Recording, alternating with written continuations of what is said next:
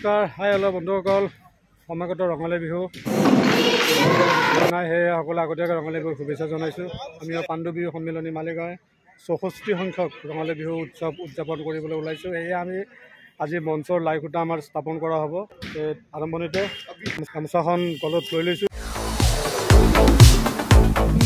মানে শালত বোৱা গামোচা।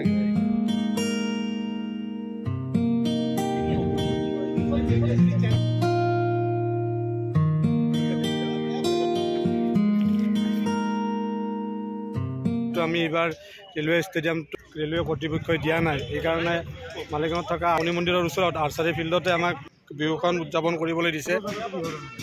সকলোৱে জোখমাখ কৰি আছে মঞ্চখন কেনেকৈ হ'ব, কোনফালে হ'ব। আমাৰ নতুন ফিল্ডত হ'ব এইবাৰ। ইয়াৰ পৰা 40 ফুট মান নাই মাৰিছ মিনাল বাকী পিছৰ জেগা কিয় চিন্তা কৰি আছে।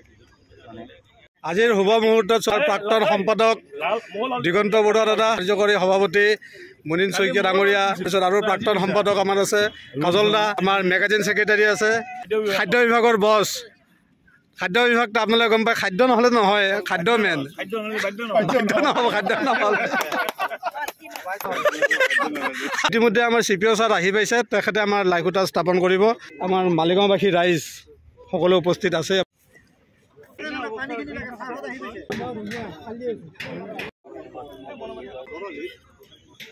এতিয়া লাই খুঁটা স্থাপন হ'ব।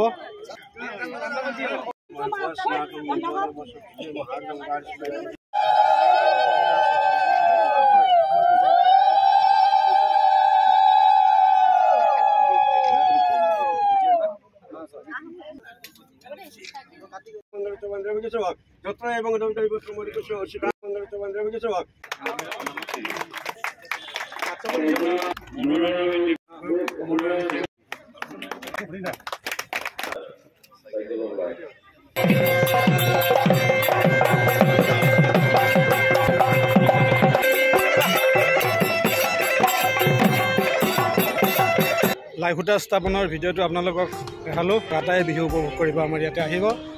ৰঙালী বিহুৰ আন্তৰিক শুভেচ্ছাৰে বাই বাই।